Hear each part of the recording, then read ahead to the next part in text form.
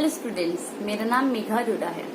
आज मैं आपसे अपनी बैंकिंग जर्नी शेयर करने जा रही हूँ कि किस तरह से मैं एक स्टूडेंट से एक टीचर और एक बैंकर बनी। सबसे पहले मैं आपको बताना चाहूंगी इसकी शुरुआत मैंने कब की। मैंने 2013 के अंदर सबसे पहली बार कोचिंग ली थी, पर इससे पहले भी मैं एग्जाम दे चुकी थी। मैंने आफ्टर 12th फर्स्ट IELTS जो हमारा निकला था ऑफलाइन और सिंगल एग्जाम वो कर दिया था एंड वो मेरा एग्जाम क्लियर था, पर समहाउ उसमें फाइनल सिलेक्शन नहीं हो पाया।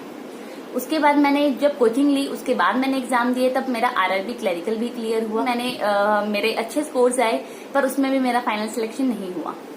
बहुत सारे एग्जाम दिए, बहुत सारे ऐसे फेलियर्स देखे, पर उस टाइम मेरी मम्मा ने मुझे एक बात बोली कि मेहनत करने वालों की कभी हार नहीं होती। क्योंकि मैं उस टाइम हार मान चुकी थी कि अब मेरे से बैंकिंग एग्जाम नहीं होंगे। मैं उस टाइम क्विट करना चाहती थी, पर मेरी मम्मा ने जब ये वर्ड्स बोले तो उसके बाद इन वर्ड्स ने मेरी लाइफ चेंज कर दी। मैंने बहुत सारे एग्जाम्स दिए, बहुत सारी फेलियर देखी, बहुत कुछ देखा, पर उसके बाद भी मैंने एग्जाम कंटिन्यू रखा। एक टाइम ऐसा भी आया जब मेरे पास मेरी क्लरिकल की एज निकल गई और मुझे PO के एग्जाम देने के अलावा मेरे पास कोई ऑप्शन नहीं बचा। मैंने PO को एग्जाम फिल किया और मुझे उस टाइम मम्मा ने बोला, देना है PO का एग्जाम, तुझे लगता है देगी, तुझे लगता है हो जाएगा जब क्लरिकल नहीं हुआ। तब मैंने उनको वही बात बोली जो उन्होंने मुझे बोली थी कि मेहनत करने वालों की कभी हार नहीं होती। आपने तो ये बात सिखाई है। क्या पता मेरा क्लरिकल का एग्जाम कभी होना ही नहीं था। क्या पता कभी क्लरिकल का एग्जाम इसीलिए क्लियर नहीं हुआ, उसमें फाइनल सिलेक्शन आज तक इसीलिए नहीं हुआ, हमेशा पॉइंट्स में इसीलिए रही हूँ। क्या पता PO में सिलेक्शन होना हो। क्या पता मेरी लाइफ में लिखा ही PO हो। मैं सिर्फ क्लरिकल की प्रिपरेशन से अपनी आपकी प्रिपरेशन जो है उसको स्ट्रॉन्ग कर रही थी, इसके अलावा और कुछ भी नहीं। क्योंकि आप जितनी मेहनत करोगे उस मेहनत का फल आपको एक ना एक दिन जरूर मिलेगा। तो जो मेरी क्लरिकल में मैंने मेहनत की थी उसका फल मुझे मिला।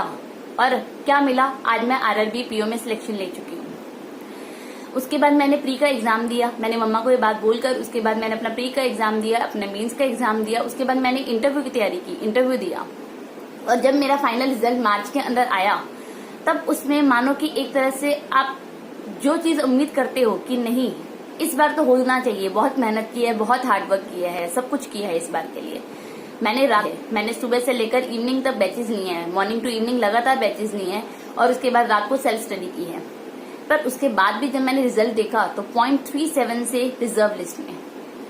मानो आपके पैरों के नीचे से जमीन खिसक गई हो कि अभी भी सिलेक्शन नहीं हुआ, अब क्या कमी रह गई, अब क्यों नहीं हुआ। पर कहते हैं ना, भगवान ने हमारे लिए कुछ अच्छा ही लिखा होता है। भगवान जो करता है सोच समझ के करता है। क्या पता उसमें मेरी भलाई छुपी हुई थी, जिसके कारण से अब जब 31 अगस्त को मेरा रिजल्ट आया तो उसमें मेरा सिलेक्शन हो गया RRB PO में। पर उस दिन मैं इस कंडीशन में नहीं थी कि मैं अपना रिजल्ट भी देख पाऊं, क्योंकि जिस टाइम 31 अगस्त को सुबह नोटिफिकेशन आई थी कि आज लेट इवनिंग में आपका रिजल्ट आना है, सुबह मेरे पास मेरे किसी रिलेटिव का कॉल आता है कि आपने अपने किसी अपने को खो दिया है। मैंने सोचा, अब भगवान क्या चाहते हो। एक तरफ रिजल्ट आ रहा है और एक तरफ आप ऐसे मतलब मेरे को बहुत ज्यादा शॉक लग चुका था उस टाइम। मुझे नहीं पता कि क्या करना चाहिए था। ये वीडियो भी मैंने इसी कारण से लेट बनाई है, क्योंकि उस टाइम पर मैं इस सिचुएशन में नहीं थी कि मैं वीडियो बना पाऊं। इवन मैंने अपना रिजल्ट देखा तक नहीं था। मेरे पास मेरी फ्रेंड का कॉल आया कि मेघा फाइनली, उसके ये वर्ड्स मैं कभी नहीं भूल सकती। उसके ये वर्ड्स पे मुझे बिलीव भी नहीं हुआ।